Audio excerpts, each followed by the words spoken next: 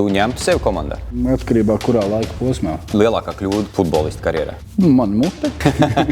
Es zinu, bet es neteikšu. Iemetīs tajā futbola vilku barā, kur ir miljoniem spēlētāji, un tagad te pierāda. Piemēram, man šodien uzaicinātu par treneri Itālijas izlasē. Man taču vienalga, kas viņam tur veiksies. Būt asistentam tādam trenerim kā Tamazam Pērtiem. Pilnīgi. Jā. Tātad labrīt, labdien, labvakar. Beidzot, pēc ilgiem laikiem ir sākusies ierakstīt lielo epizodi Komandas Insider podkastam. 3. sezona, pēdējā šī gada un laikam 3. sezonas tātad arī epizode. Kā vienmēr runājam par futbolu, viss, kas saistās ap sportu, filmējam veikala telpās, Duntas ielā 7, B2.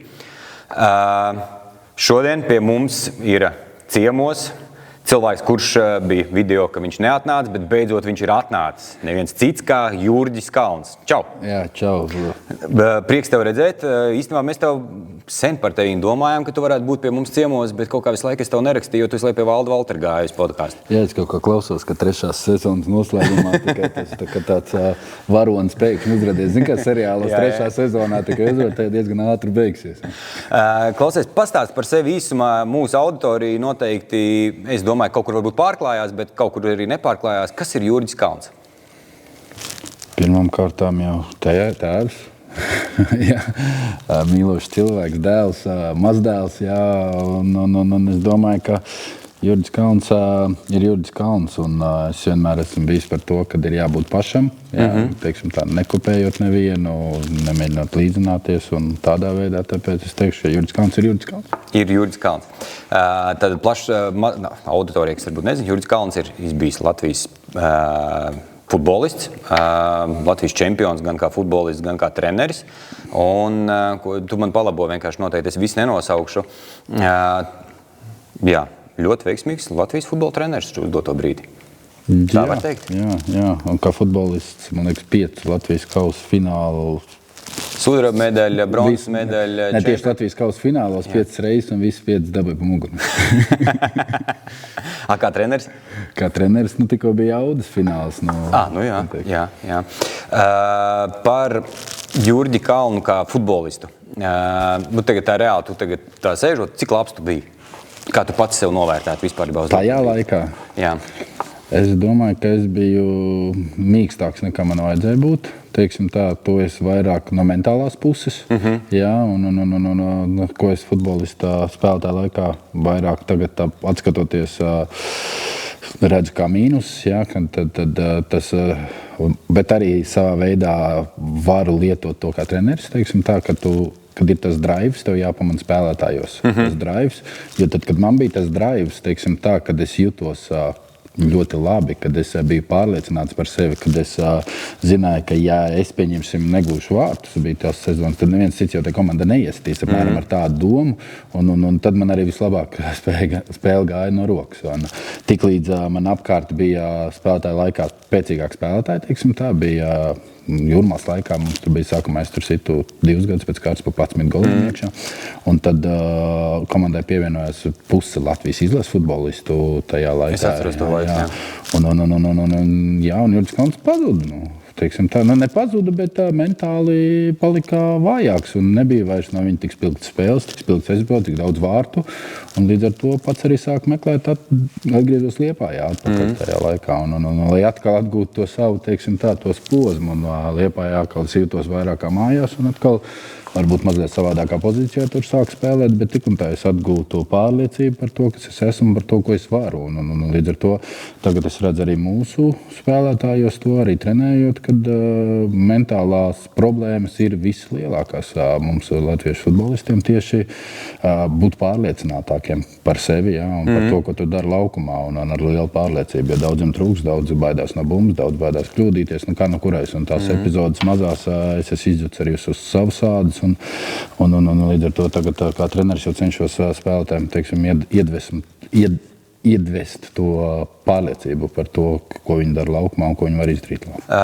Vienkārši man tur tālāk ir tas par to pārliecību. Tieši tad uzreiz varbūt pieskarsimies jautājumam par Latvijas nacionālo izlasi. Man bija jautājums tur uz priekšu tev par bišķi pārlecot pār tēmām, ja reiz aizgāja saruna. Latvijas, piemēram, RFS spēlēja ar Ajaksu. Ja? Laukumā bija Zeļenkovs, Ikaunieks, Savaļnieks, Balodis, varbūt kāda aizmirst, man liekas, ka bija 5. Viņi spēlēja kā līdzīgs ar līdzīgu. Ja? To spēli mēs zinām, visi ļoti labi uzvarēja. Pēc tam, pēc kaut kāda brītiņa, tie paši spēlētāji spēlē Latvijas nacionālā izlasē. Pirmkārtām jau no fanu puses, piemēram, ir tas stāsts par to, ka tad, kad ir RFS spēlē, tad bija visi tribīnēs, ja? Gan politiķi, gan UTT. Pēc tam Latvijas izlases spēlē. Un tad visi to, ka nemāk spēlēt, ka nevar vinēt. Kur ir tas, kad ir apkārt tie citi spēlētāji klubā, kas paceļ tevi vai izlasē, nezinu, tāpēc, ka pārējie tie, kas ir pielasītie klātiem, viņi netiek nav tik augstā līmenī, vai kas ir tā problēma? Tas ir tieši tas, ko tu teici par to mentalitāti, kad nonāk visi latviešu grupā un vienkārši nespēja vai nevar savākties. Tu savā istabā arī jūties vislabāk mājās, teiksim tā, un RFS tie spēlētāji, tās ir viņa mājas, tā ir viņa istaba, ja? Tā ir ģimene, kur viņi ir ikdienā, un līdz ar to viņi tur jūtas daudz labāk. Un ierodoties valsts vienībā, iespējams, es tikai minu, atkal tās ir jauna vide, ja? Latvijas nacionālās izlases krekls, liels spiediens, ja? Tur 6-8 spēles gadā ir mums nacionālā izlasē.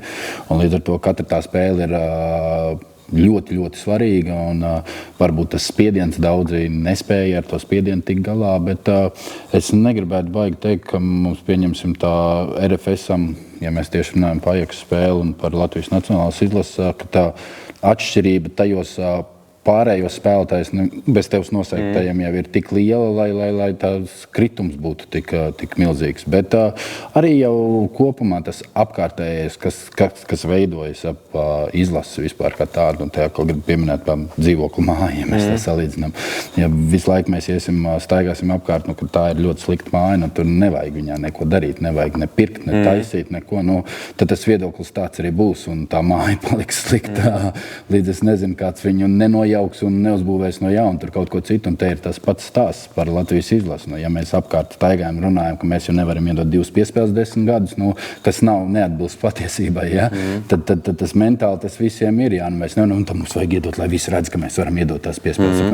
Tad mēs paši uzliekam to spiedienu vēl lielāku tiem spēlētājiem, nekā jau tā viņiem ir. Es nezinu, pieņemsim, spēles ar Angliju vai ar Serbiju, vienalga. Un līdz ar to es domāju, ka tas pozitīvisms vairāk ap nacionālo komandu būtu daudz svarīgāks nekā tas ir šobrīd. Un es domāju, ka tas iedod arī spēlētājiem pārliecību par to. Es ticu, jebkurā spēlētājā, kas iet laukumā, vienkārši tās lietas, man liekas, es tieši piekrītu tev 100% par to, ka ir varbūt jāpamaina kaut kāda tāda tas feelings, tā varētu teikt, tajos pašos spēlētājos to, ka viņi var un ka viņi var spēlēt. Okay? Jā, protams. Ja neesi meistarīgs, tu vari cīnīties. Vienmēr var skriet un fiziski izcīnīt savu vietu zem saules. Nevienmēr ir vajadzīga tehnika un UTT jau taktiski. Tas ir tā, kā mēs uz Eiropas čempionātu ar plašsadevi, ar lielu lepnumu par sevīm un komandas gars bija un tikai. Tieši tā, un pārējot kaut vai citādi, tas, protams, cits līmenis un cits, tas ir gads, kad Chelsea vinēja Barcelonu, kur Barcelona viņi vinēja, kur bija kad neviens nedeva nekādas cerības Chelsea, ka viņi varētu vispār... Nomainījās tieši, man liekas, atnāca, Jā, un tad tur Mourinho bija, man liekas, treneris Chelsea tajā brīdī. Bet tas nebija tad, kad viņi pirms fināla noņēma nost? Varētu būt arī, jā, varētu būt. Labi, lecam apakaļ. Jautājums jau, kā mēs runājam par tavu spēlētāju karjeru, jautājums kā Jurģim, kā trenerim, tu ņemtu sevi komandā? Savā komandā? Atkarībā kurā laika posmā. Tad, kad tu biji karjerā, nezinu, kad tu pārgāji, piemēram, uz Liepāju atpakaļ. Tu būtu treneris, šī brīža Jurģis Kalns būtu treneris Liepāju. Kādā komandā, protams, Latvijas futbolā mūžīgi, tad, kad es aizgāju uz Liepāju atpakaļ, cik man tad jau bija gadi, ap 30, kaut kā 29. Ļoti reti ņem latviešu spēlētājs tādās top komandās mūsdien. Tagad vairāk tomēr ir ārzemnieki un arī 8+3, mūsu laikā bija 6+5. Bet kopumā es domāju, ka pats 18 līdz 20 es ņemtu Jurģi Kalnu. Un 29 es iespējams arī ņemtu Jurģi Kalnu. Varbūt pa vidu kaut kur es tomēr mazliet gaidītu vairāk no tā Jurģi Kalna. Kāda bija tev tā atklāti lielākā kļūda futbolista karjerā? Man mute. man vienmēr atklātās sarunas, vienmēr tās daudziem varbūt patīkamākās, jā, un līdz ar to arī neuzspēlēja Latvijas izlasē iespējams, jā, ka savā laikā, tad, kad gūtu 2003. 45. gads, diezgan bravūrīgi izteicos par Skonto mafiju iespējams, jā, ja es tajā laikā varbūt būtu paklusējis vai kaut kur, teiksim, tā, varēja izlavierēt cauri. Varēja beigties arī savādāk, un varbūt būtu interesantāk futbolistu karjeru un Latvijas izlasē būtu uzspēlējis. Latvijas futbols tev palīdzēja vai viņš tev ierobežoja? Latvijas futbols? Jā. Latvijas futbols mani, kā lai pasaka, palielināja. Nu jā, piebremzēja, teiksim tā. Piebremzēja? Jā, bremzēja. Bet tajos laikos viss notikās ne tā savādāk nekā tagad notiek.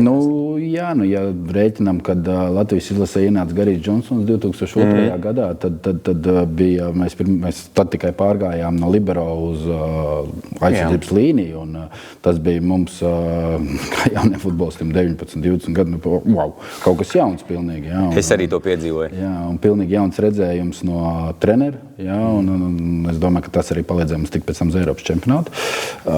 Un tad bija treneri Liepājā, kas mums bija Vācietis bija tajos gados, vai Ziļkjāvičs, lietuvietis, pieredzējis treneris. Un kad mums sāka pa kompaktumu stāstīt, kad mēs kā malē pusargi man ielika spēlēt, un kad jāsaspiež ir, ka bumbi tajā pusē. Un man tajā laikā jau bija 20 pār gadi, jūs smēties. Tas, kas man bija jāuzzina 11 gados, teiksim tā, mums, mēs uzzinājām tikai jau 20 pār gados. Līdz ar to tās problēmas bija, jā, un tas tāpēc saka, tas Latvijas futbols principā mums bišķiņ piebremzēja. Kāpēc tā bija, kad pie mums tas tik vēlu tās izmaiņas notikās? Es domāju, ka nebija tik daudz plaši pieejami visi, es nezinu, tagad mums podkāsts ir, visi saziņas līdzekļi tev ir pieejams, mācies, lasi, tajā laikā treneriem jau nebija. Tik cik viņš, teiksim, tā Padomju Savienībā savā laikā bija iegūs vai pašmācības vai spēlējot, kur arī principā bez nekādas taktikas kādreiz tur spēlēja nosacīt, un tad tas arī bija. Un zinot Latvijas kūtru un slinko tautu, jā, tad braukt kaut kur reti, kur aizbrauc, mācījās un kur vēl nodeva informāciju. Zin, tas Padomju laikos arī nāk tas, es zinu, bet tev es neteikšu. Nē. Tu jau man esi konkurence. Un nedalās pat ar mazumiņu. Nevajag jau, protams, dalīties ar visu, bet ar mazumiņu. Tad līdz ar to, es domāju, līdz ar to mēs ļoti bremzējām. Un tagad ir tie augļi, teiksim. Jā. Laiks, kad tu spēlēji, ja tagad mēs, no spēlētāja perspektīvas, ar ko atšķirās laiks, kad tu spēlēji no laikiem, kas ir tagad? Vai tagadēji spēlētājs spētu tā, kā lai pasaka, jaunie spēlētāji 20, 21, 22 gadīgie spēlēt tanī virslīgā, kas bija tajos laikos, kad tu spēlēji. Tad, kad vēl tur spēlēja visi, gan Mārs, Zemlīnskis.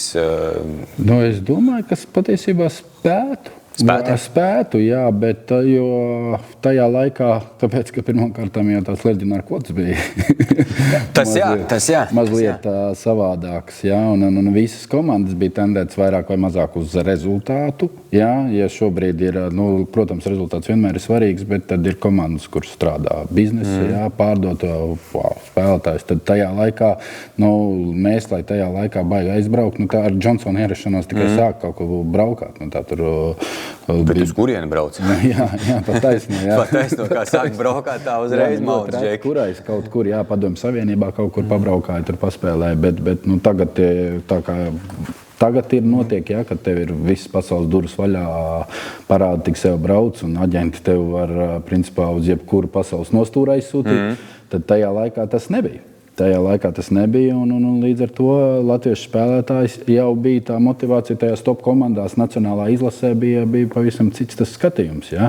Un tagad tad ir mazliet savādāk. Tomēr tev ir daudz plašāks iespējas. Tāpēc, ja es domāju, ka varētu spēlēt, ja tās tavs jautājums bija tāds, varētu spēlēt, bet Fiziski?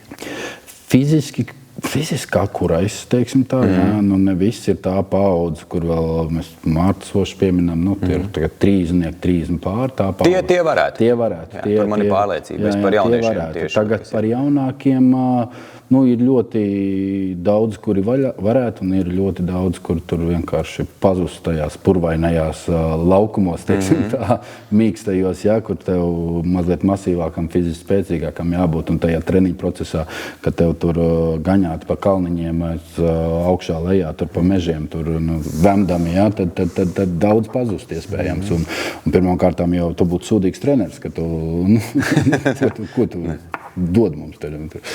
Tā tas ir, nu, jo par tiem laikiem, nu, man ir tāds kaut kā salīcies tā kopā to, ka, nu, man liekas, ka būtu grūti tiem džekiem tajos laikos, ņemot vērā, ja sevišķi zinot gan tos stāstus, gan visu par Ventspils laikiem, Grigorčuka laikiem, kā trenkāja un ņēmās un darījās. Eksāmeni mums arī bija ne tikai trenkāja, bet bija eksāmeni, taktiskie eksāmeni Grigorčuka laikos bija. Nopietni? Jā, tur mums bija sēdējām, viņš mācīja sākumā, un pēc tam, jebkurā laikā tev izsauca, un tev bija eksāmeni. Jo nolikt 10 no rītā tev ir jābūt gatavam, jānāk pa visam 3 schēmām, kurām mēs spēlējam, visām tev jāzina savu pozīciju, un arī vēl kādas pozīcijas, kurā viņš var izmantot. Jā, tā kā skolā bija. Tagad kaut kādā pasaules praksē, nu, braukājot pa kursiem, pat tiekoties treneriem, kaut kas tāds ir? Nav dzirdēts. Jā, starp citu, jau interesanti būtu jāuzdod kaut kur jautājums, varbūt, es nezinu, nu, ja es, piemēram, akadēmijās tā ir, jo tas jau tāpat tā futbola akadēmija, tāpat skola vien ir, pēc būtības tev māca.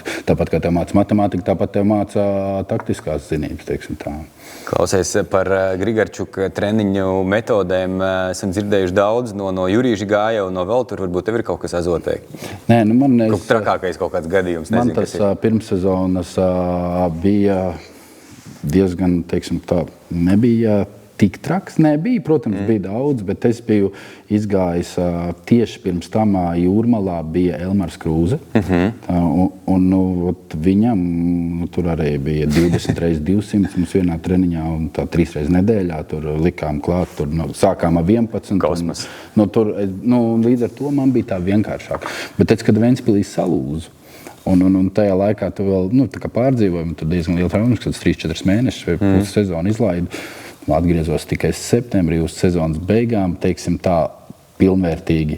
Un tas laiks arī mani salauza, jo es fiziski tad nebiju gatavs tam rehabilitācijas procesam, kur tajā laikā Ventspils man piedāvāja. Tā bija slodze.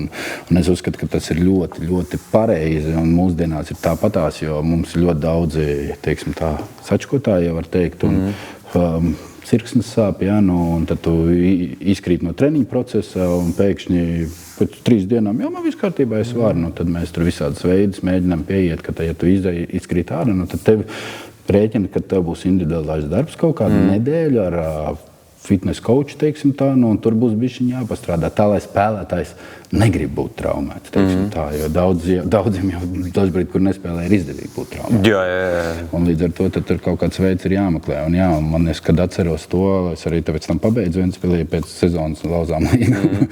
Tā arī nespēja notikt apakaļ tajā fiziskajā formā, kāds es tur Es esmu spēlējis zemākās līgās, tā kā es zinu, ka kaut kur ir tālāks brauciens, tad daudziem uzreiz bija traumiņas parādījās, visādas vecās izlīd ārā. Bet tas vēl tajos laikos zemākajā līmenī. Tad tagad augstākajā līmenī, algu saņem, motivācijas nav, tāpat es nespēlēju, tad man cirksnīs pasāp pēc nedēļas. Bet vai šitas te par motivāciju, ja mēs runājam, atgriežoties no tiem laikiem, protams, kad vienmēr vecākiem cilvēkiem stāstot par saviem laikiem, zāle bija zaļāka un viss bija rožaināks un krāsaināks, jo mums ir tā tendence, kā cilvēkiem stāstīt par kaut kādiem notikumiem krietni skaistāk.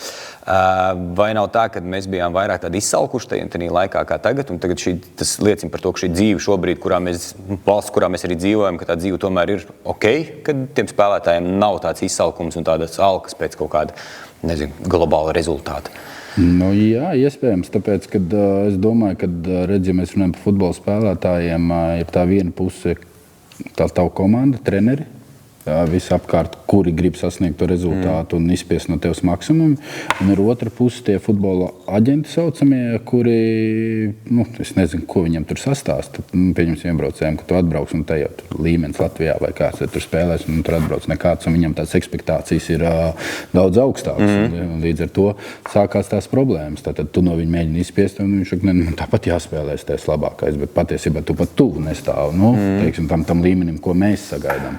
Un tad sākās tā problēma, ka viņš šūpājās. Un tie aģenti, es domāju, ka tas ir tāds lielais patiesībā plus un mīnus. Ja? No plusa ir no cilvēciskā viedokļa, viņš tev palīdz iekārtot, viņš tev atrod vietu, darba vietu, teiksim, tā, kur strādāt, ar auklēs ap tevi un tavā vietā izdara daudz. Otrs ir tas mīnus ir tas, ka viņi tomēr teiksim tā, mazliet bendē to motivāciju. Es nesaku visi, bet top noteikti nē, bet ir daudzi, kas vienkārši neapzinoties lietas būtību, tur saceļ kalnus un līdz ar to spēlētājs ir realitātē nemotivēts un nevēlas strādāt un attīstīt. Tas laikam kaut kur varētu pielīdzināt, pat bija tāds teiciens, kad mūsdienās tas ir diezgan aktuāli, kad tev mājās stāsta par to, cik tu esi labs. Un cik tu esi foršs un cik tu visu māki un dari, un tad tu izēji tajā lielajā pasaulē, un tad īstenībā tā patiesā realitāte tāda, ka tu neesi vajadzīgs un ka tu īstenībā nemaz nemāki, un tad tev ļoti grūti sadzīvot ar to realitāti. Jā. Jo tāpēc arī dziesma ir tāda par to stāsts. Man ļoti patīk, tad izkrīt no galvas. Bet, jo tas, man liekas, ir viens no tiem, ka mums viss jaunieši paejā pa spalvu un neviens īsti laikam, baigi acīs nepasaka to, ka tu, ja arī kāds saka, tad tas ir viens, bet vairākums stāsta to, bet tas jau neko nezina. Jā, tas jau nezina. Tieši tā. Viņš jau tikai treneris. Jā. Tā diemžēl ir, un arī jauniešos, kur vecāki savējos cilā un stāst. Un tas puika pieredz pie tā. Un ļoti daudz saskaros arī ar tādām, kad runāju ar vecākiem kaut kādam, ka man jau tur tik labs aiziet. Viņš tur labākais ir, bet kaut kā netiek. Tur fiziski neviens nav labs un tāds. Un tā tas ir, diemžēl. Un tās ekspektācijas pēc tam brūk un brīžiem pat tas puikam jau tā ir noriebies, gan tas futbols, gan tas viss, ka daudzi talantīgi spēlētāji tiešām pabeidz. Jā, tas ir, es vienmēr saku to, ka pirmais ir, kas ir tas, kad jāpaskatās, ja mēs runājam par, visi grib būt kā Lionels Messi un Cristiano Ronaldo, tu var pastīties viņa statistiku jauniešos kaut kādos tur cik gados, cik viņi tur gols sitanī vienā mačā. Jā. Ja tu Latvijas čempionātā nesit tikpat vai vismaz dubultā, tad laikam man Messi nebūs. Messi nebūs. Un otrs ir tas, ko mēs tikko runājām. Mēs visi jaunieši tiek glaudīti pa spālu, un kad es saku, tikko starp citu sveiciens Grimbergs bija pie mums ienācis pēc traumas, mēs tieši viņu runājām. Un es saku to, ka tu no šejienes, no komforta, kur tava mamma aizved, atved, sakārto somu, visu, un kad tu brauks tagad uz Eiropu, un tev būs jācīnās pret afrikāņiem, brazīļiem, kuriem nav nekā. Viņam nav ne naudas, ne tur gultiņa, nekas, un viņam tā ir vienīgā iespēja. Tev tas ir tāds tipa iespēja kaut kāda kaut kur, bet viņam tas ir visa dzīve. Un tad es saku vienmēr, tad saliekot šos, man liekas, ir skaidrs, kurš būs izsalkušāks un kurš vienmēr to rezultātu. Tas jau arī tagad, es zinu, kā pats mūsu laikos, kā es zinu, pat Rīgā, Liepāja varbūt nebija tik traki, ka es biju bērns, labi, bet puikas paši braukāja no vecmilgrāviem uz paši ar tagad. Mamma aizved, pats stāv treniņā, pagaidi, savāca, un tad par kādu mēs te runājam nākotnē, kur tu tev iemetīs tajā futbola vilku barā, kur ir miljoniem spēlētāji, un tagad te pierāda sev, un visu mūžu es tev mammu aizvedusi, nomazgājis, drēbīts, izmazgājis, es atceros, Getris pašu taču bērzu un brauca, un ar 2 stundas braucu uz treniņiem, sastrāgumiem 2 tramvajiem, tās teica, Liepāja mums nebija tik traki, bet arī tāpat tās savas 3 minūtes aizņēma līdz karostai, pieņemsim, uz ziemā braukāt ar tiem mikriņiem. Un tādā laikā vēl ziemā un vakarā uz karostu braukt, tas jau nebija tāds rajons, kurā vajag forši varēja pastaigāties. Tā neiespringstot. Tieši tā. Un tu tur kaut kādu savu rūdījumu dabūji. Un tad tagad, mūsdienās, diemžēl, ir redz, kā visiem bērnu turnīros visur vecāki ir atbalsta, kliedz, ņemās, perās. Mūsu laikos tā nebija. Atgriežoties apakaļ, Jurģis Kalns kā spēlētājs, vai viņš izdzīvotu šī brīža futbola virslīgā? Es domāju, ka jā. Sasīs daudz vairāk, ne? Izdzīvot noteikti. sasist. Atkarībā, kur tu trāpi, kādā komandā. Iespējams, Rīgā vai RFSā, tur varētu pabakstīt iekšā. Kājiņu pieliktas jau. Tagad tur runāja, ka audā mums nebija, kas sit iekšā. Iespējams, ka šos domu būtu kāda trinīti iesīts, ja būtu patenējies. 3-4 galviņas. Pielicis tajās spēlēs jau. Būtībā ir brīžiem jāatrodas pareizā vietā, pareizā laikā un jāgūst tie vārti. Tā kā iespējams es nevarētu augsto presingu, šobrīd, bet labākajos gados ar fiziku man viss bija kārtībā. Ātruma īpašības arī nebija tās sliktākās, teiksim tā, kad es domāju, ka, ja man tagad 25 gadi, es pat gribētu pamēģināt kaut kur, kaut kā. Es domāju, ka slikti nebūtu. Es domāju, ka būtu ļoti ok. Ar to pieredzi, kas ir tagad un to redzējumu, es domāju, ka būtu stabili. Talants vai darbs? Kas tev bija vairāk? Kā spēlētājiem? Man bija talants vairāk nekā darbs. Es pat teiktu, ka nebija neviens, ne otrs, bet tā mīlestība vairāk, es nezinu, ja mēs to trešo varam likt. Ir talants un ir darbs, tāds pieminēšu Oskaru Kļavu, no kuram Osīts Zimto, atvainos, talanta nebija, teiksim tā, bet viņš ar savām darbspējām izcīnījās līdz nacionālajai izlasē, uzspēlēja ārpus Latvijas, un diezgan daudz spēles viņam nacionālajai izlasē. Tad man nebija ne talants, ne darbs, teiksim tā, ja tā var teikt. Labi, man bija oža uz vārtiem, es zināju, kur būmu nokritīs, tā arī nav slikta īpašība. Tā ļoti laba īpašība. Bet man vairāk tā mīlestība pret to futbolu, mīlestība pret to, ko tu dari, ikdienā. Tā laikam ir tā trešā lieta, ko mēs ir darbs, ir talants un ir mīlestība. Vai ātri uzzīmējumi schēma procentuāli, cik sastāv tāds labs futbolists, cik procenti ir talants, cik procenti ir fiziskais un cik procents ir tā mīlestība pret... Jo noteikti, ka tur nav vienāds saturs. Man liekas, ka apmēram 60% stabili ir fiziskais. Jā, darbs ir lielākā daļa. Tu vari talants bez darba. Nekas nebūs. Tā, ja tev nav mīlestība pret to, ko tu dari arī, cik ilgi. Daudzi redz iespēju nopelnīt dēļ sava talanta. Viņi pieliek mazāk darba, bet tāpat tās... uzspēlēt, es nezinu, Premjerlīgās, tur, es runāju par latviešiem. Nopelna diezgan laba nauda, teiksim tā. Citi ir naudas vadīti, teiksim tā. Kurš ir ļoti daudz spēlētāji, kad tu paklausies viņu intervijas, ir arī daudzi tīri tā iemesla pēc vispār ir noturējušies futbolā un ar tādu domu arī nodarbojas ar to. Daudzi nodarbojas to, tāpēc, ka viņam patīk, tāpēc, ka viņš mīl to. Un tā procentuāli grūti ir salikt. Es domāju, ka tas ir arī atkarīgs no psiholoģiskais, jau arī pie kā mēs to varam pielikt. Arī darbs ar sevi noteikti. Mūsdienās, man liekas, es nezinu, tu varbūt var iedot kaut kāds insights, mēs atkal lecam pāri. Man liekas, psiholoģija ir diezgan, īpaši mentālo veselību, man liekas, vispārībā ir jāstrādā diezgan krietni, jo šobrīd tā informācija ir labi, ka viņi ir ļoti daudz pieejami, bet ir tā problēma ar to sagramošanu. Jā. Jo man liekas, ka daudziem ir, zin kā, tu pārāk daudz tu redzi, pārāk daudz tu vari aizdomāties, kā spēlētājs, piemēram, tur, zin kā, kurš iespējams nelasa starp rindiņām, tu kā treneris, piemēram, vadot preses konferenci pēc spēles, mēģina kaut ko pateikt, lai noņemtu no kāda cita spiedienu. Viņi netīšām pārliekot uz to citu spēlētāju, un tas pēc tam sēž un tur, 3 dienas vibrē un domā, kas tagad man būs. Es uzskatu, ka spēlētājiem nav jāklausās treneru preses konferences, jo patiesībā tas nav priekš viņiem. Vairāk vai mazāk. Bet Latvijā, diemžēl tā nav. Latvijā treneriem diezgan daudz preses konferences ir jāstrādā priekš spēlētājiem, gan priekš savas komandas, gan priekš pretinieku komandas. Tas mentālais, paliek arvien bēdīgāk ar to visu, ne tikai Latvijā, bet vispār. Vispār tas ir loģiski, jo tas informācijas apjoms, viņš ir nenormāls. Bet, redz, kā tu uztver, kā tu spēj sagramot to informāciju. Ir ļoti labi spēlētāji, arī šajā sezonā bija tiešām daži kvalitīvi spēlētāji, bet, informācijas uztveršana, nulles līmenī. Un tad tu saproti, viņam nekas nepaliek galvā. Kāpēc nepaliek, pirmām kārtām Āfrikas spēlētājs, vai tu grāmatas kaut kādas es lasīju. Tad viņi jau nelasa. Viņi vispār nelasa. Tad, ja tu nelasi, kā tad tu vari atstāt sev vispār kaut kādu atmiņu, kaut kādu līdz ar to. Tev ir tādi spēlētāji, principā nereāli viņu kaut kādā veidā pavilkt uz augšu. Mūsdienās tas informācijas avots, tas taktiskais aspekts, tas psiholoģiskais aspekts jau balansē, iet pāri, kas ir daudz svarīgāks. Tas IQ līmenis ir nekā iespējams tās fiziskās īpašības, jo tiešām jau pasaules top komandās vispār jau, tur jau ir augstā līmenī abi divi.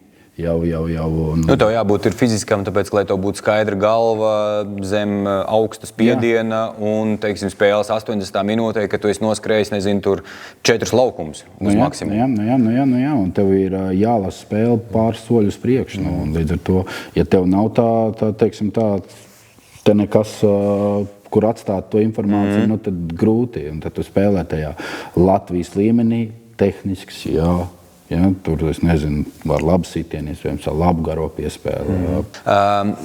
Tu kā spēlētājs, treneris, kurš tev visvairāk besīja, bet iespējams visvairāk deva? Es kā spēlētājs, kurš man visvairāk besīja, bet kurš visvairāk deva?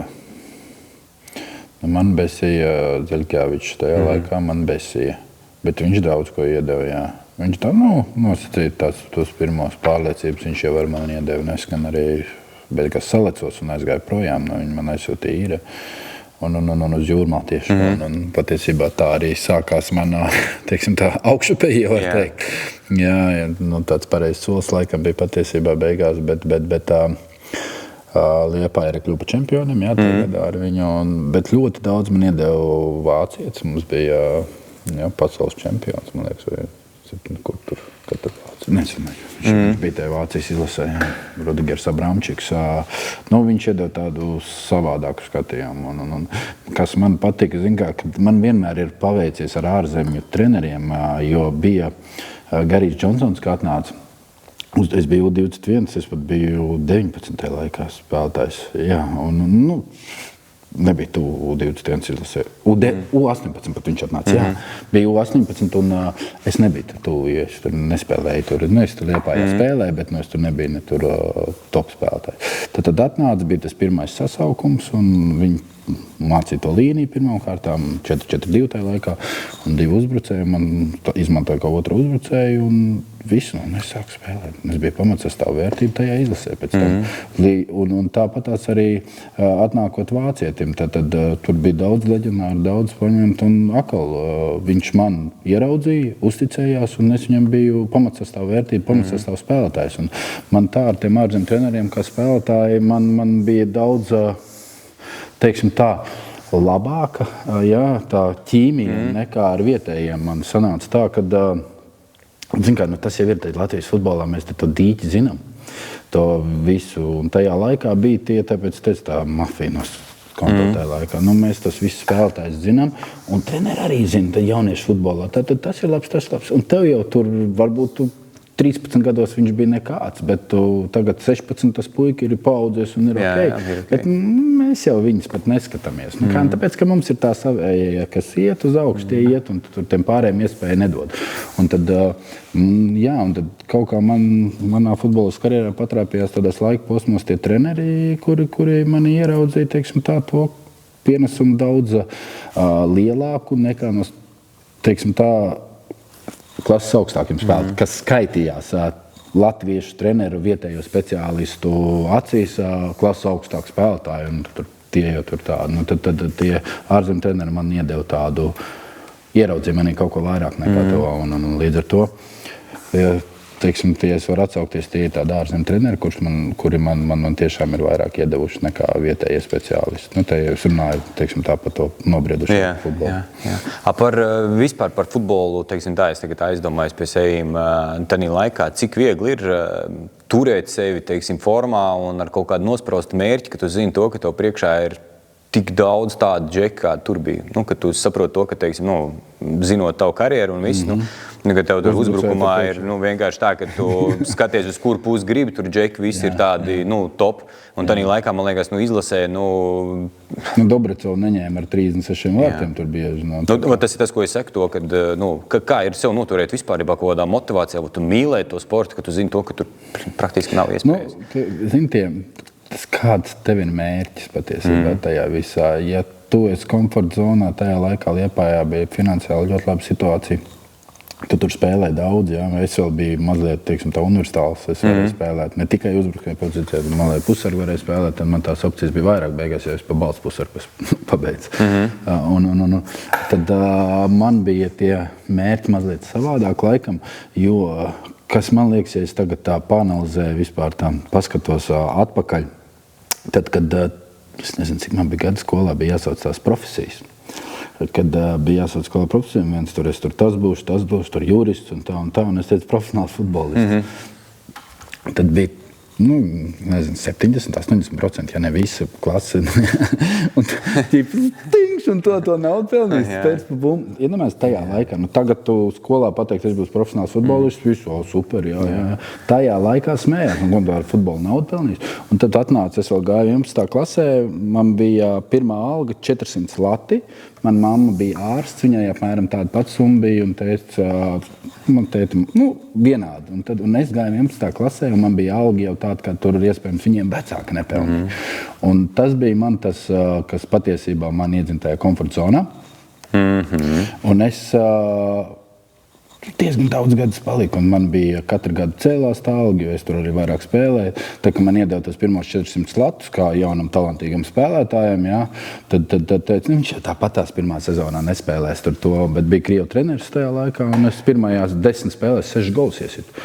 Un man tad tur cēlās tā alga, pēc tam nakal vairs negāja, jo, protams, tā ir tās Jurģis Kāns tagad ir veikts. Nauda ir, viss ir, un tas tā, un līdz ar to tai komforta zonā tur daudz un palika, un līdz ar to tu apredot to, tu zināji savu cenu. Teiksim tā, tu dzīvoji mājas pilsētā, ikdienā trenējies, jā, tur patiesi dzīvo pie mammas, vēl braukā uz treniņiem, viss forši, liela nauda, visi super. Un daudz gadus tā ar te komforta zonā nodzīvoju. Un tad atbraucot uz Jūrmalu, jā, tad protams, Jūrmala arī finansiāli tajā laikā viņi bija ļoti labi un arī viss izdevīgi. Interhaus. Tas ir interesantākais, tad es saņēmu naudu gan Jūrmalā, un, lai piedod Liepai, ka tagad pasaku, viņi man arī joprojām turpināja maksāt, tā kā man sanāca tā dubultā tas viss, un pēc tam tā čempionu gada es viņus vēl, viņam pienāca, kāpēc tu pēdējos 4 mēnešus neesi bijis pēc naudas, reku tev ir. Tā kā, paldies, jā. Tā kā man sanāca tas tā viegli nāca, teiksim tā, un es biju tajā komforta zonā, man neko vairāk tā kā neprasījās, un, zini, jā, nebija tas jāgribēs Latvijas izlasē, un līdz ar to, bet, tur tā man muti, teiksim, tā, ko jau pieminēju, palīdzēja neuzspēlēt, jā, tajā laikā. Un tā arī tā ar tajā komforta zonā, tajā savās summās, jo nebija tās iespējas izrauties kaut kur uz ārzemēm, jā, bija 2004. gada tie čaļi aizbrauc, jā, bet viņi tomēr bija Latvijas izlases pamatsastāvu vērtības, nevis līderi. Tad tur no vietējā čempionāta, jā, tur bija Polijas kaut kādi varianti un kaut kādi bija, bet tā kā, es esmu mājās.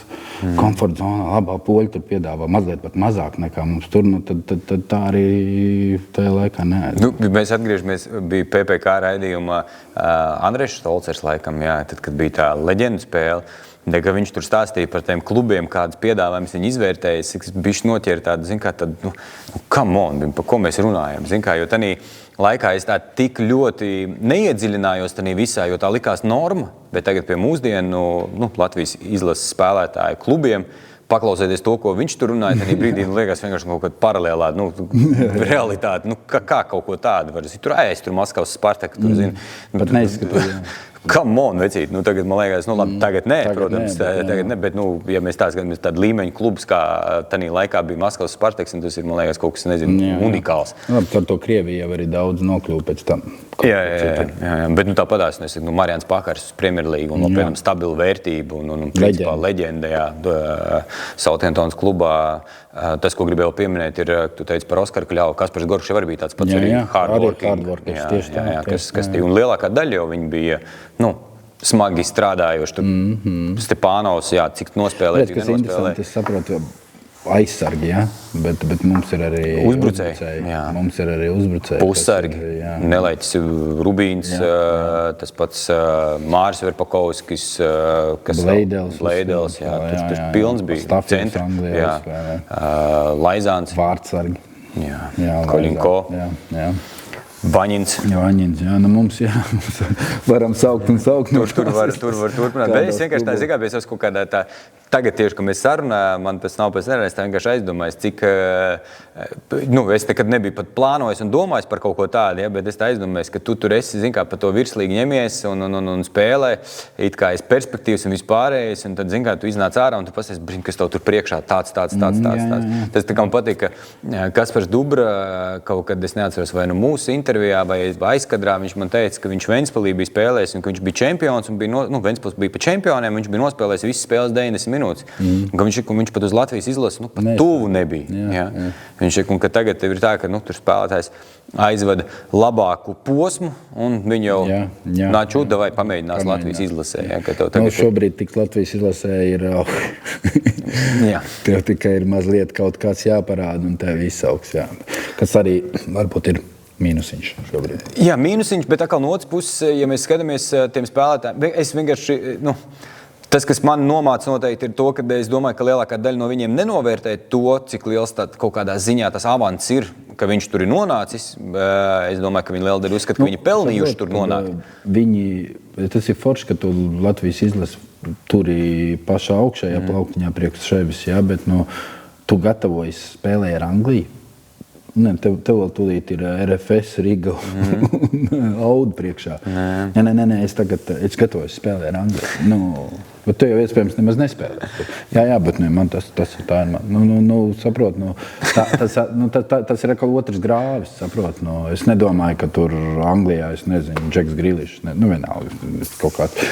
Spēlējot domā par Anglijas izlases spēli Latviju, nevis par Premjerlīgas spēlēm. Tā nevar būt. Man tas bija tālāk, bet kas tas ir? Kāpēc mēs šitā te kaut Tāpēc, kur... ka tā ir skatu. Jā, bet skatu, bet tev jau skatus arī tev ir... Un tev ir iespēja bet kā tu vari labi parādīt, ja tu teorētiski... Es nevienu nenonecinu, nav tā, ka es vienmēr krītu un gāžos par Latvijas izlases par spēlētājiem par visu, bet man tā sajūta ir tāda, ka mēs pārāk respektējam un... Tā ir skatu, bet tev arī, lai uz skatus uziet, tev jābūt gatavam, gan morāli, gan mentāli. Un tev ir, teiksim tā, izejot, tev ir jābūt pārliecinātam par sevi. Ja tu neatdod ikdienās 100%, nebūs nekas.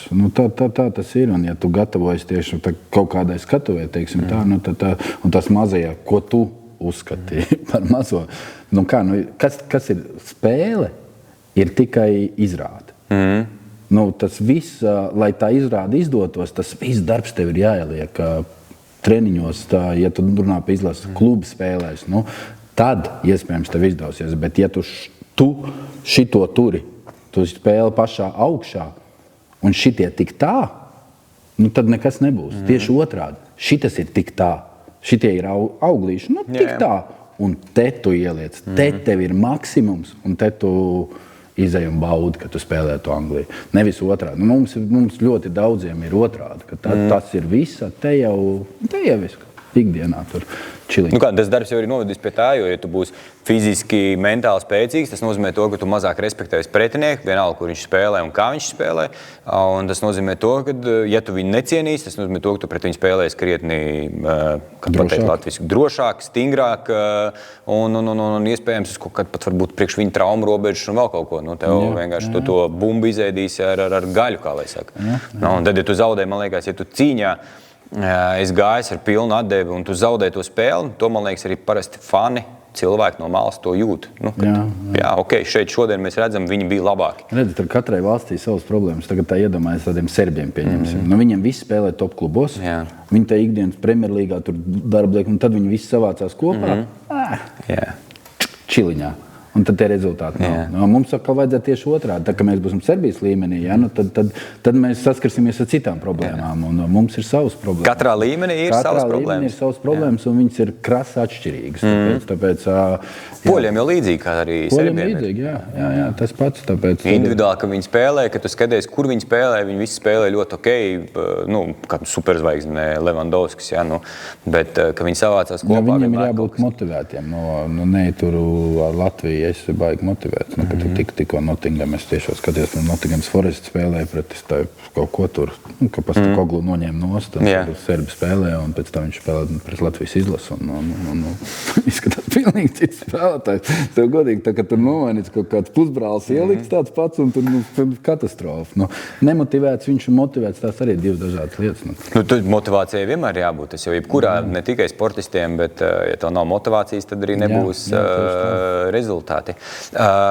Jo tālāk, kā tu saprati, ka tu gribi kļūt par treneri, un jautājums uzreiz ir tāda Latvijas, ne tikai Latvijas, bet vispār profesionāla futbolista karjeras beigu tāda bezizējas situācija, vai tas ir jau, kā lai saka, tāds klasisks, Man nebija bezizēja, tāpēc, ka es jau beidzu 32, nemaldos, es jau varu apzināti, beidzu spēlēt un pievērsos treneram, apmācībām pirmām kārtām. Es nezinu, es jau kopš, kurš tas bija gads, 2000, kad pirmie futbola menedžeri iznāca. Es nezinu, tad vēl bija tur sāki jau, tā trenēt, tad vēl tur tādā mazā līmenī man tas visu laiku gājis roku rokā. Es domāju, ka tas domas spēks man tieši personīgi, tas domas spēks ļoti patīk. Viss, ko tu domā, piepildās kaut kādā līmenī. Tad ja tu, teiksim tā, no 12, 13, 14 gadiem tik agri, tāpēc, ka mums jau nebija datorterapija. Kaut kādā sāc ikdienā spēlēt kaut kādu pašu futbola menedžeri, tur likt sastāvus, tur treniņus kaut kādus. Tev agri vai vēlu tas būs jādara arī pilnvērtīgi dzīvē. Tā tas ir.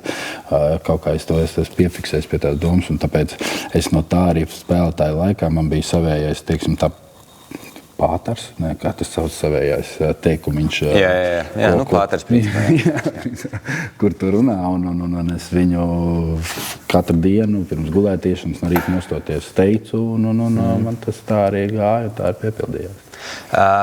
Nākamais, bieži pēdējā laikā arī runājoties ar ex-futbolistiem, cik viegli ir pāriet no spēlētāja, teiksim, no tīkamas, labas algas, jo, mēs būsim objektīvi. Futbolisti pelna Latvijā, man liekas, arī tajos laikos pelnīts, jo šie spēlē vadošos klubos, pietiekami labi. Pret pārējo tautu un vidējo tautu. Un tad tev vienā dienā ir tā, ka tev vairs 15. datumā nav tā SMS tur tiem, 4, 5, 3 tūkstošiem eiro. Un tad tev noskarās tā realitāte to, ka šodien tev ir jāsāk strādāt, un tad tev, piemēram, tur aldziņi ir kaut kāds, 1,5 mēnesī. Kā to momentu pārvarēt kā spēlētājiem? Piemēram, pārslēdzoties, jo par treneri jau arī nav tā, ka tu uzreiz, protams, ja tu Premjerlīgas spēlētājs esi, tad tev ir krietni vieglāk kļūt par treneri, jo tu nevajag to licenci.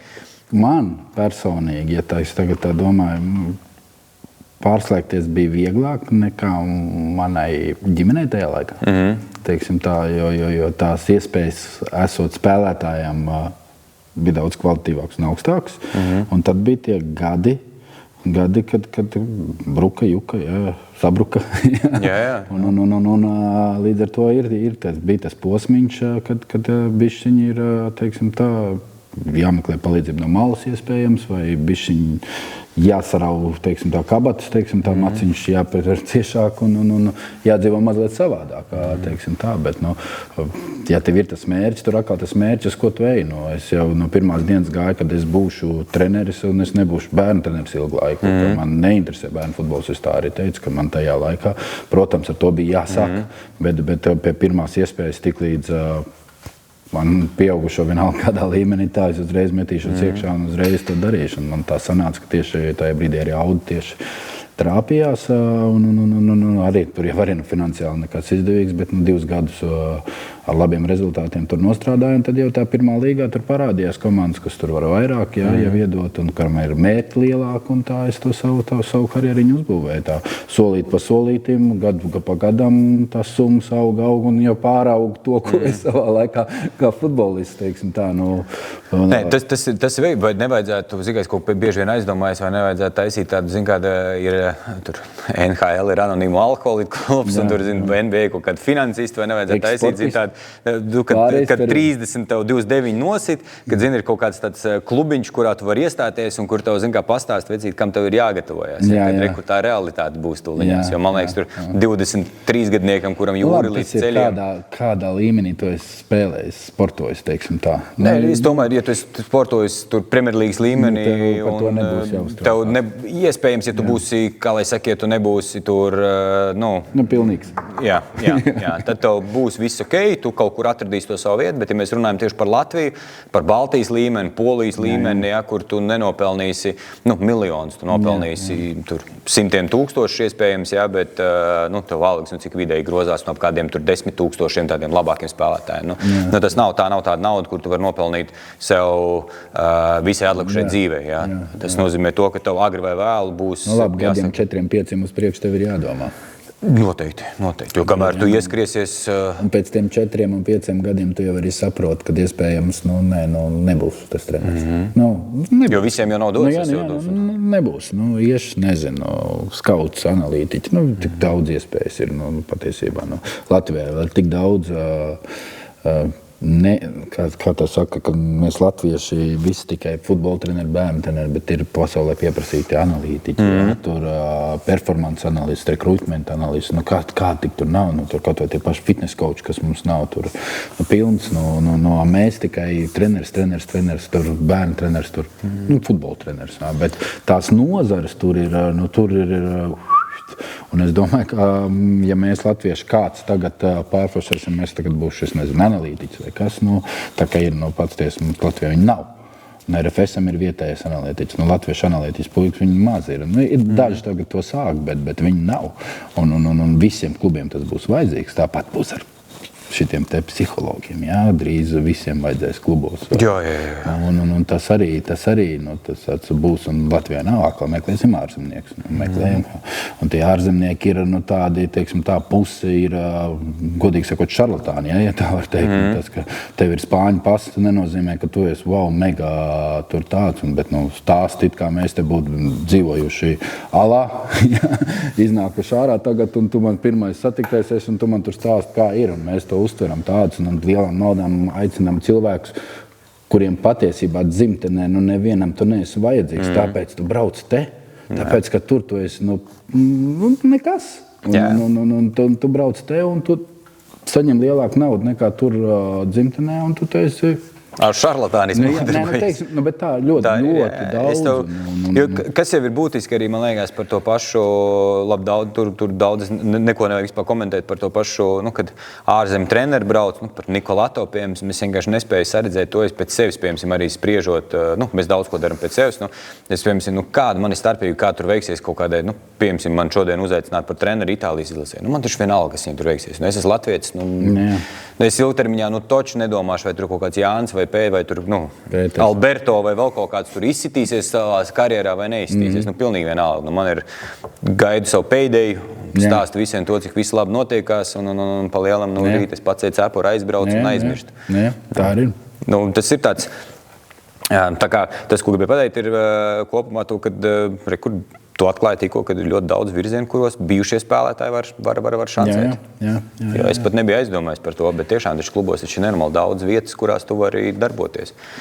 Un tāpēc bija jautājums arī par to, vai tā ir bezizēja, vai tas ir... Tas jau daudz ir sākuši analītiķi, kā freelanceri vispār sūtina.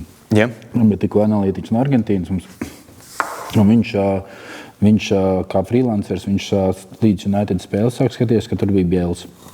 Viņš analizēja un vienkārši aizsūtīja Bielsam. Biels gāja cauri, izvēja un paņēma viņu attālināt darbā un teica, tagad tu man katru spēli lūdzu par to, un viņi diezgan daudz gadus tādā veidā palīdzēja Bielsam. Tā kā tās iespējas ir, jo tāpēc man bija jautājums par to, vai tā ir bezizēja vai klasisks iznākums, jo cik es redzu, ir, zin kā... Galvenais nav, zin kā, ir tā doma, tagad es beidzu spēlēt futbolu, un rīt es būšu, es nezinu, tur Legijas Varšavas galvenais treneris. Pieņemsim, es nezinu, paņemam Gutkovski no Polijā spēlēs. Tā gluži nav. Tikko atkal parakstīja. Jā. Tas tāpēc tāpēc iedomāju. Bet, tāpēc tā nav. Ir, protams, viņam tur ir slava, iespējams, ka kaut kāda, kā skauti daudzi, es zinu, ka no RFS puika pa Marešu mēs runājam, kā skauts uz Čehiju apakaļ, pie paziņām, kas skauts sāks. Bet arī jau jāmācās, ir posms, bet tā kā tas ir tāpēc, ka lielos Čehijas klubos ir tāda, mums jau nav. Saprot, mums daudzi skauti Latvijas futbola klubos, negribu saukt visos, daudzos nemaz nav. Tad ir cilvēki, kuri piespēli nevar atdot. Tātad tu tikai datoros ar cipariem kaut kādiem un video skatoties, jā, šis būs labs, šis driblāja. Pasties, viņam tur 7 dribli spēlē un tur 50%, 60% sekmīgi, šis mums derēs. Atbrauc spēlētājs, pilnīgi nekāds. Tev pirmām kārtām jau, tev ir jāsaprot, tev ir jābūt kaut kādam futbola backgroundam, lai tu vispār var kaut kādu tādu. Jā, protams, ir arī vajadzīgi, kas ar cipariem ņemās, bet ja tu sūti skautu skatīties vietas spēlētāju, izanalizēt, tad tomēr tur tam redzējumam jābūt savādākam. Nevar tikai sēdēt vaiskautos, teiksim tā, instatos un skatīties video un spēlētājus. Mentalitāti un visu mūsu infrastruktūru. Protams, tas ir ļoti, ļoti svarīgi. Un tas, ka mēs Latvijā vēl, diemžēl, esam, teiksim tā, tādi mazi diglīši vispār sāka tā lieta. Klausies jautājums, kas mums ir visvairāk leģionāri? Āfrikāņi? Jā, teiksim tā, jā, viņi ir diezgan lēts spēks. Tikai tāpēc, ja? Es tā domāju. Jo, bet man liekas, ka viņiem taču visgrūtāk izstrādāt, ne? Viņiem vīzi visgrūtāk pirmām kārtām, lai viņus atvilkt uz tejienu dabūt. Bet kur mēs tur tiekam pie kaut kādām trešās šķiras no katras valsts, iespējams, tur bēlē talantu kaut kādu var izšaut, bet, Latvijā jau vienbrīd mēs jau uz Brazīļu tirgu bija pārmetušies kaut kāda, ne visi klubi, bet mēģināja. Bet tur ir top talanti, ja visi tiek nolasīti.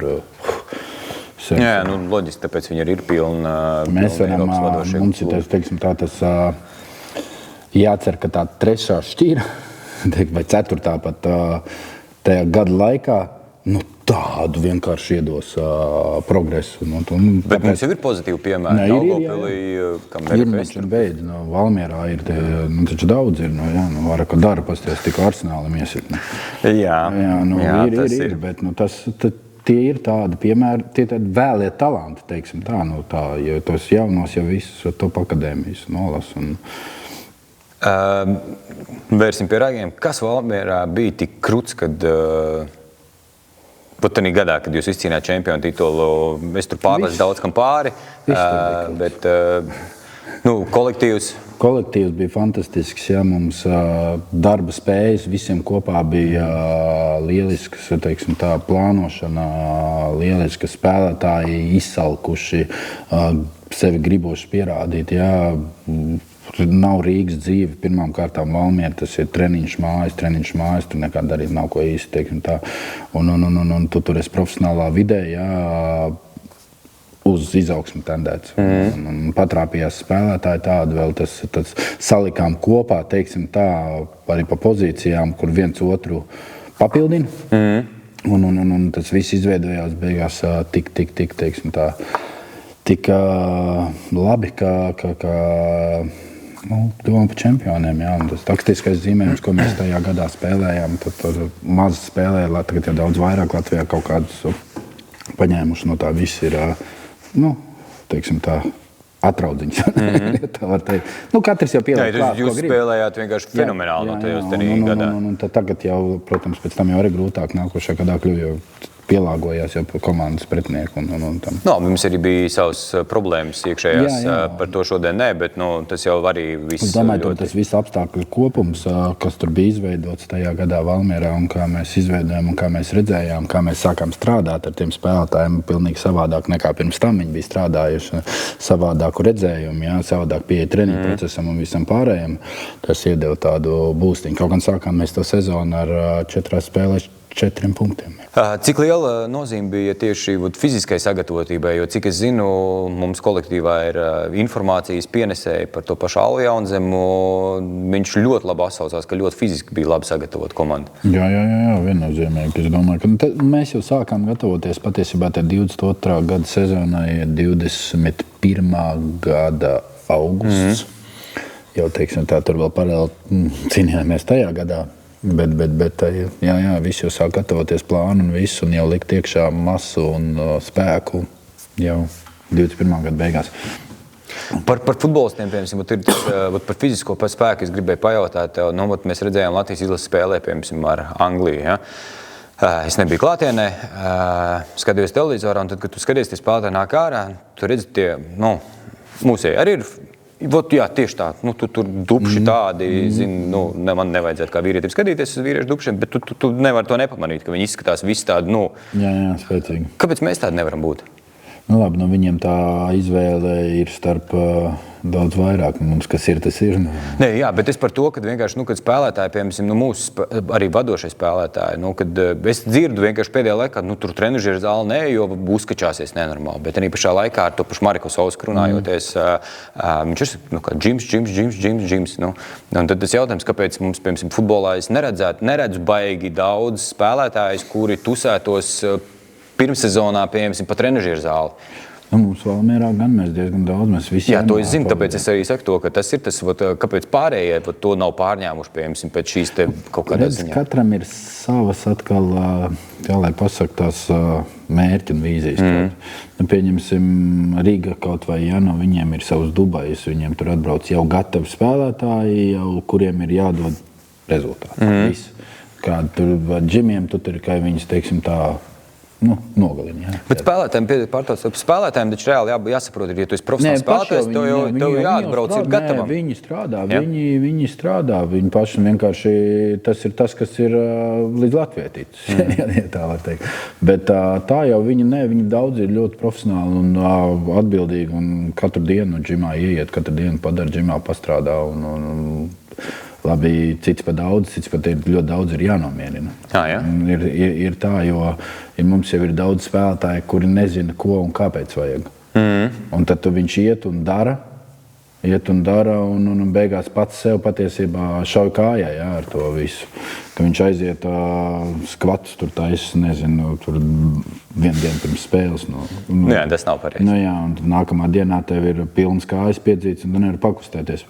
Tā kā ir daudz, kas nesaprot un tā ir tā problēma. Bet viņi grib un viņi cenšas un ne visiem ir dots, Ne visiem ir dots, bet pasaulē jau redz, cik daudz fitness koči tur apkārt lielās komandās ir. Tur katram personīgā pieeja individuāli. Viņiem pašiem savi individuālie, taču fitness treneri ir top spēlētāji. Es vienkārši tā arī kaut kad pēdējā laikā runāju. Man liekas, tas, kur varētu piestrādāt spēlētāji, varbūt kādam tas noder. Man liekas, tas, ka vairāk investēt tieši veselībā, individuālajā fiziskajā sagatavotībā. Arī pie mums Latvijā, es zinu, Valmieras laikā bija daudzi spēlētāji. Pirmssezonā bija starp mūsu treniņiem, viņiem bija savi arī fitness koči, viņi brauc uz Rīgu. Un arī individuāli strādāju saviem fitness kočiem, kas arī ir manā skatījumā ļoti nepareizi, ja tas fitness kočs nezina, ko mēs nodarbojamies. Tātad, ja tu tā dari, tad viņam ir jāpasniedz plāns, ja kāds ir mums, kāds plānojās klubā, kāda grafiks un visu, lai tu vari saskaņot. Un tad tu vari saskaņot, tad tas ir normāli. Bet ja tu paralēli dari divas dažādas lietas, tas arī tad ir tā, kad var arī beigties bēdīgi tas viss.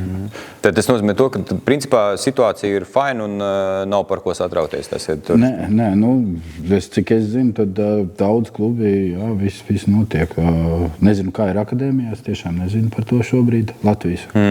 Rīgā, man liekas, reti, kur ir kaut kāda baigā fiziskā sagatavotība. Es nezinu, es tagad izstaigājies caur akadēmijām. Kā ir strādāt ar tādu treneri, kā būt asistentam tādam trenerim kā Tamazam Pērtijam? Interesanti. Vispār Tamazam jau nebija viegli ar mani. Var paprasīt arī viņam, jo man ir savs skatījums, viņam savs skatījums, un mēs ļoti bieži diskutējām, un bija pat līdz strīdiem, un tā kā par kaut kādām taktiskām lietām, tīri taktiskām lietām, kā būtu jāspēlē, kāpēc jāspēlē un ko jāspēlē. Un es domāju, ka tā tam ir jābūt. Ka tikai tava komanda var augt. Pirmkārt, tu var augt, kā asistents, viņš kā galvenais treneris, un tava komanda var progresēt. Jo, ja tev būs asistents, teiksim tā, kurš visu laiku piekritīs. Protams, ir varbūt treneri, kur grib, varbūt Tamas būtu gribējis, lai viņš tik pasakās, ka jā, tā ir Tamas. Bet es uzskatu, ka nē, es domāju, ka mēs abi ļoti daudz ko ieguvām. Viņš no manis, es no viņa tajā laikā, to mūsu mazo, teiksim tā, pozitīvo faitiņu, ja tā saka, kurā rodas, jo futbolā jau vispār, kas ir apmācības ceļā arī, futbols ir diskusijas, nav nepareizi. Nav pareizi un nav nepareizi. Man tas man patīk futbolā, ka tā ir rezultāts. Nav svarīgi. Nav pareizi, nav nepareizi. Viss, tad tu dari tā, tu esi Latvijas čempions, tad tu dari pareizi. Jau nav pareizi, nepareizi. Un līdz ar to man tas vienmēr ir, ka es pirmajam, kad sāku mācīties un lasīt futbola treneri, ka visi treneri nav pareizi. Nav pareizi, nepareizi. Saki, kā domā, dari tā. Tas arī ir tas, kas man patīk tajā, ka tu vari, protams, mazliet teiksim tā, riskēt, kaut ko jaunu domāt, kaut ko interpretēt. Kad man liekas, vispār, ja mēs runājam par sportu, par komandu sporta veidiem, ja man liekas, nezinu, tur reizi mēnesī kāds treniņā nesakaujās vai neizlamājās, tad man liekas, ka tas nav tāds kolektīvs, kurš ir tendēts uz augstu mērķu sasniegšanu. Jā, tas ir uz sezonas beigām, tas ir jūtams vēl vairāk. Tāpat kā uz gadu beigām Latvijā cilvēki kļūst jau bišķi. Arī uz kā gads iet beigām. Tāpat arī tur uz sezonas beigām ir ļoti daudz tādu mazie kaut kādi neapmierinātības un savā starpā spēlētājiem, bet tas ir tikai, es domāju, ka tas ir tikai cilvēcīgi, ka tā notiek, jo visi grib to labāko un es domāju, ka tas tik piedod tādu maziņu tādu cilvēcīgi, un plus tas ir, tas ir ambīcijas. Katram ir jābūt, ja sevišķi, man liekas, ja treniņā, vismaz tik, cik es atceros, kādreiz, ja tu spēlēji to saucamo futbola treniņu, tur vienreiz nedēļā, un kad spēlēji, teorētiski nomināli sākuma sastāvs pret to otru, un kad divi vienas pozīcijas čaļi nonāca viens pret otru, un viens ir pamatsastāv, un otrs nav, tad tam otram, kurš nav, viņš jau gribēja pierādīt trenerim to, ka tas nav pelnījis tur būt. Tagad ir bišķi savādāk. Tagad, ja tu izdari tā, kad noliec pamatsastāvu pret otru sastāvu, tas čals ierauga, ka viņš no pamatsastāvā, viņš ir treniņš taigā. Okay. Tāda ir cīņa. Un līdz ar to tev arī šobrīd ir jādīlo lietām. Treniņu procesā nevar parādīt, kurš tad spēlēs. Lai nebūtu tā, ka viens jau 2 dienas pirms spēlēm nokārs galvu. Es atceros no tiem laikiem, bija bišķi savādāk to, ka tieši otrādāk bija tā, ka, ja tu iznāc, tad tur gribēji parādīt visu to, ka rubījās par to vietu sastāvā grauz zāli, tad tagad daudz vienkārši visu. Bija citas nianses, kuras bija bišķiņ trakākas tur, kad tu, teiksim, tur pret jau, kā lai saka, tradicionālo pamatsastāvu spēlētāju, tu treniņā tur kā jaunais mēģināja viņam tur izmest starp kājām vai vēl kaut ko, tad, ja tu to izdarīji, tad nākamā reizē tev noteikti nāca taisnas kājas. Jā. Un tad tu pēc tam ilgi vairs negribēji nevienam mest kaut gamakos vai vēl kaut ko. Bija tā saucamā ģedovšina tajā laikā, jā. Bet tagad tādas nav vairāk. Tagad tādas nav, bet tas mazliet pietrūkst. Tas mazliet it sevišķi ar to, kad ģērbtuvē, kā treneris tu jūt, kad šogad ļoti daudz saskāros Audā ar to, kad nebija pieredzējušie spēlētāji vispār. Nebija neviens, kas var savākt ģērbtuvē afrikāņus, teiksim tā, kas viņiem būtu tāds tētis. Pirms tam Audā bija, Isājevs bija, kurš viņus visus paņēma, ja tā var teikt, aiz olām, un viņi klausīja. Tad tagad Audā tāda spēlētāja nebija, un viņi jutās ļoti labi ģērbtuvē un nerespektēja tur pārējos spēlētājus. Mūziciņi. Jā. Labs vaibiņš. Tad nāca sūdzēties, ka Latvijas grib tādu mūziku, afrikāns, un mēs gribam tādu. Un tad tev kā trenerim, kā bērndārzā apmēram, tagad tu iejauksies 2 pieaugušu jauniešu, teiksim tā, pa mūziku. Un tad līdz ar to, es gāju uzlikt savu. Kādu uzlikt? Es neatceros, toreiz mēs uzlikām kaut ko no Backstreet Boys. Speciāli kaut ko tādu, ko viņi uzlikām. Latvijas futbolistu lielākie plusi un mīnusi. No tavas perspektīvas, kā tu kā treneris, kad darbojies virslīgā, kas ir tie Latvijas, ko tu varētu izcelt, kas ir Latvijas futbolistu lielākie plusi un kas ir viņu lielākie mīnusi? Latvijas futbolistu lielākie plusi ir disciplīna. Treniņu procesā. Atdeve treniņu procesā. Jo, ja mēs salīdzinām ar citu valstu pārstāvjiem, kāda atdeve ir viņam ikdienas treniņu procesā, un latvietim, tad tur neviens nestāv klāt. Ir jau, protams, arī slinkie latvieši, bet tā kopumā tad latviets ir tas, kas izpildīs, teiksim tā, tavus uzstādījumus līdzīgi kā Japāns. Jā, tikai citā līmenī iespējams, bet kaut kur ir pat brīžam dažs labs latvietis jāapstādina, kā jau es teicu, un tas pats Renārs Varslāns, viņš jāpiebremzē, lai viņš varētu būt gatavs novilkt visu sezonu, jā, teiksim tā. Tad līdz ar to latvietim tas ir lielais plus, ka viņš katrā treniņā atdos sevi. Cepurnos. Tas ir lielais latviešu plus, un mums jāiemācās to izmantot arī spēlēs, un jāiemācās to iedot viņam vēl lielāku pārliecību. Mīnus? Mīnus ir mentalitāte, to ja mēs runājam sākumā. Mentāli mēs esam, nospiestie, joprojām iespējams. Un sev uzskatām par vājiem, teiksim tā. Kas ir lielākā ilūzija, ko mēs paši sev stāstam par Latvijas futbolu? Kā tev liekas? Lielākā ilūzija? Jā. Kurai mēs ticam un nezinu. Kur ilūzija, nav. Manā skatā ilūzijas, jebkura ilūzija kaut kad var piepildīties. Tas jā, bet kaut kā pēdējos cik gadus nav bijis tā, ka mēs esam bijuši tūp, teiksim, top 5. Bet jā. Vienmēr nenostiprinam. Es domāju, ka tā ilūzija ir kaut kāda tā, ka mēs dzīvojam kaut ko vēl tajos 2004. Gada panākumos, teiksim tā, un nemēģinām iet uz priekšu, nemēģinām, teiksim tā, pafanāt par to, kas ir bijis, bet atvērt jaunu lapu, teiksim tā, un sākt. Tas bija, un uzlikt tas būs. Man liekas, ka mums Latvijas futbolā nav tas būs. Mums ir tas bija, un mēs ejam. Tas bija, bet mums ir jānosprauž mērķis, tas būs. Un tā arī visas, man liekas, nacionālās izlases, beļģu zelta paudze, viņi nospraud mērķi, tas būs. Tātad tev ir tas mērķis, tas būs, pieņems, nezinu, tad. Tagad kā mēs uz to mērķi ejam? Tad no šī laika līdz tam būs, kas mums ir jāizdara un kā mēs to darām, un tad jau tur papildina, un tā tev iznāk tas tavējais visa vīzija kaut kāda. Mums tāds nav. Mēs dzīvojam tajā 2004. Un tagad ne. Mēs visu laiku esam tagad vajag to. Nebūs ar to tagad nav. Mums nav vīzijas par to, kas mēs būsim uz futbola kartes nākotnē un kā mums to sasniegt, teiksim tā. Tur nevajag ne kaut kādus mēga kosmosa mērķus, bet tur vajag soli pa solim. Taču māja taču neuzbūvē, kad labs. Tieši tā. Vienā dienā. Tev ir ilgi. Vai ir iespēja vispār to, ka mēs izaudzināsim tādu regulāru top 5 līgu spēlētāju? Es domāju, ka jā, un es domāju, ka nevienu. Es domāju, ka mums tas ir jābūt arī tam vienam, kas mums būs. Tas ir jābūt mums ierakstītam kaut kur, mums ir, nezinu, kurš tagad 26. būs, līdz 35. gadam pieņemsim, vai, nezinu, 36. 10 gadu laika posms, mums vajag vismaz 10 spēlētājs ap top 8 līgām. Ir kaut kāds, kas tev, piemēram, tu pagājušo sezonu strādājot virslīgā, ir kāds, ko tu redzi, kas varētu būt? Top 5? Jā. Es domāju, ka tur mums ir jāskatās, futbols paliek jaunāks pirmām kārtām. Viņš paliek jaunāks, un mums jāskatās mazliet tie, kas vēl nav virslīgā, tur ir 15, 16 gadīgie puikas.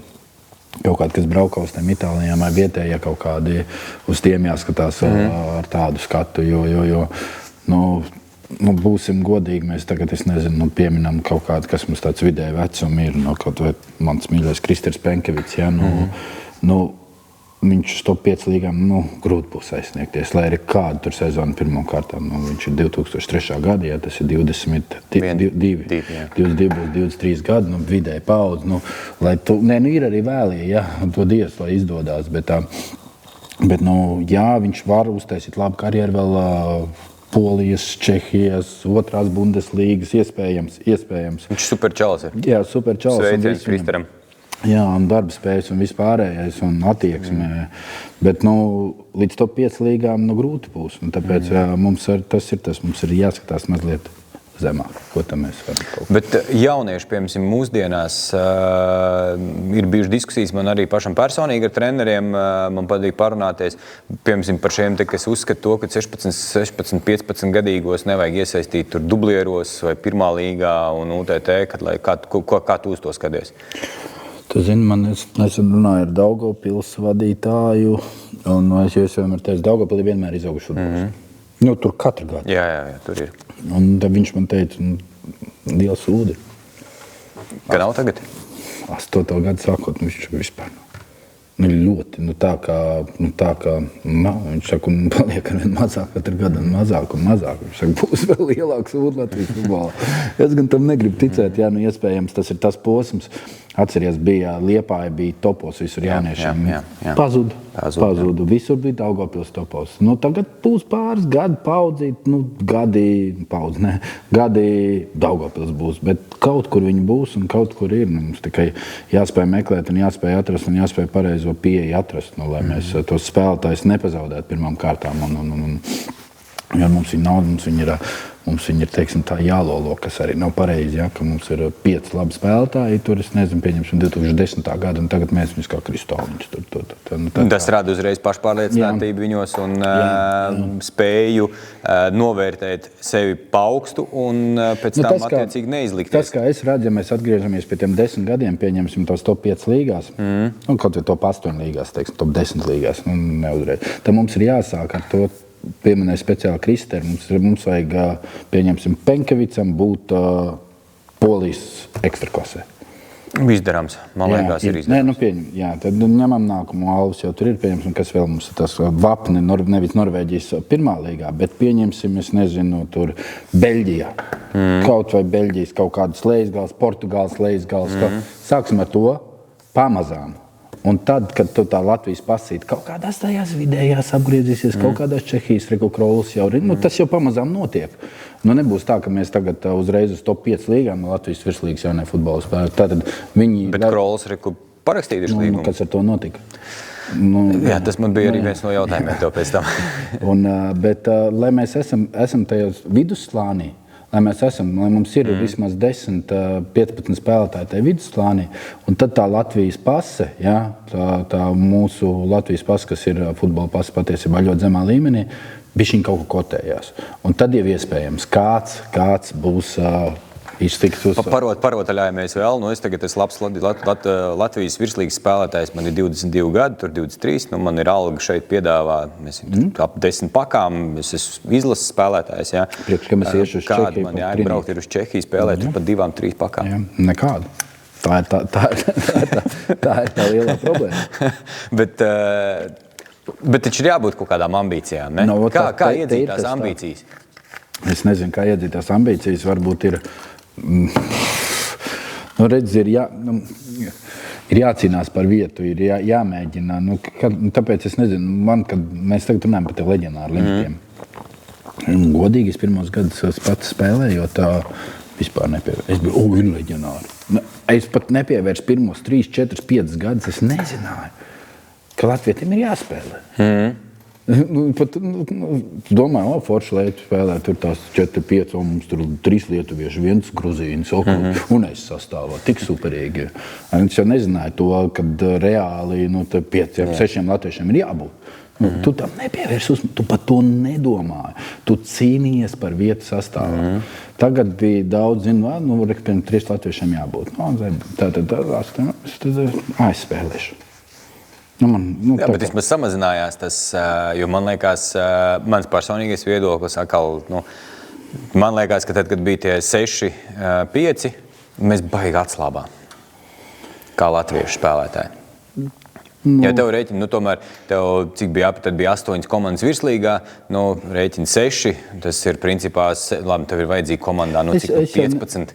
Es nesaku, ka tas bija pareizi, bet es domāju, ka tajā laikā mēs vienkārši visi bijām vienlīdzīgāki. Tādā laikā mēs bijām vienlīdzīgāki, bet arī pašā laikā tur tas futbolists daudzums, labi, viņš tagad ir izaudzis, bet tur tos gadus atpakaļ viņš nebija nemaz tik liels, un ja tu tur esi top 100, tu zināji to, ka tu 100% spēlēsi, un sākās, ja tu atceries, pats bija tas laiks, kad spēlētāji gāja un principā... Tas siltumnīcas efekts. Jā, un tu varēji principā spiest klubiem, cik tu gribi, lai tev samaksā. Jā, kad tas man piedāvā tik, tu man vai samaksā vairāk, tad spēlēšu pie tevīm. Un tu zināji to, ka vai nu viņam, tu esi 100% vajadzīgs. Bet ja mēs tagad Latvijas izlasi atmetam, tad mums rezultāti tad bija labāk, ka bija tā. Arī jā. Bet, redz, mums jau arī tāpēc tas ir tik labi, ka nav pareizi un nav nepareizi. Katram, jo atkal, Latvijas futbolists daudz jau meklē to ceļu savu ārzemju akadēmijām. Un kaut kur Itālijas tajās akadēmijās spēlē daudz iet to ceļu, jo iespējams nemaz Latvijā vairs neatgriezīsies, bet pārsvarā viņi visi atgriežas. Jā, tas ir tā.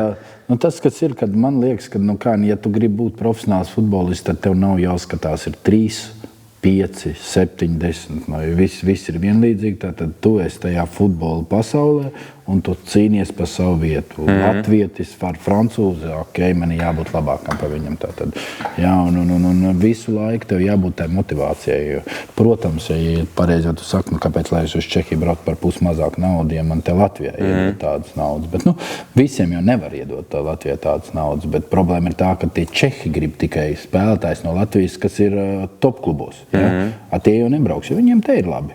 Tad mums jāpanāk tik tālu, lai pieņemsim no zemākā līmeņa. Kristaru Čudaru, pieņemsim, ka Kristaram Kristaru Čudaru tagad grib Čehijas top divīzijas kaut kādu komandu. Pieņemsim. Mums Čehijā tagad Matrevits un Krols spēlē. Jā, Matrevits un Krols, jā. Matrevits nebija vajadzīgs nevienam īstrīgai, nebija vajadzīgs, jā, izbrāķēji. Atnāca uz Audu, atkal viņam iedevām būstiņu.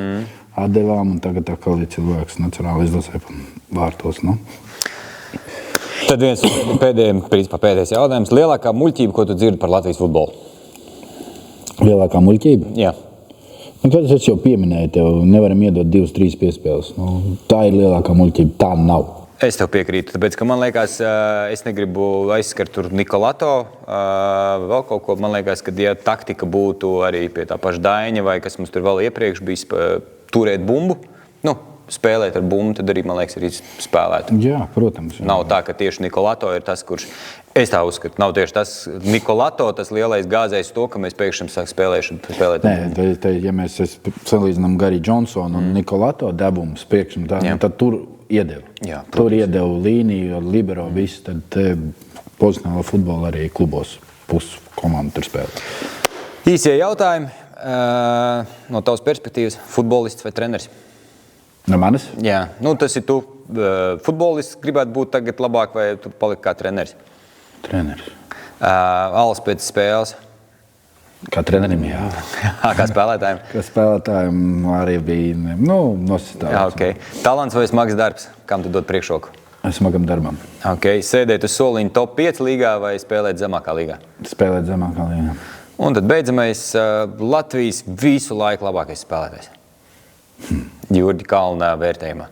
Latvijas visu laiku labākais spēlētājs. Ar ko man nācies spēlēt kopā varbūt? Nē. Vispārībā. Laikam jāsaka Marians Pahars pēc leģendas. Super. Paldies, ka bijāt kopā ar mums. Jums sīkums mums patīkami, tāpēc lūdzu nospiediet piesakot zvaniņu, lai jūs būtu pirmie, kas redzētu, kad iznāk nākamā epizode, un noteikti nolaikojiet arī šo epizodi. Un tad jau, principā, tiekamies nākamā gadā, jaunā sezonā, ar jauniem viesiem un tikpat interesantu saturu. Čau!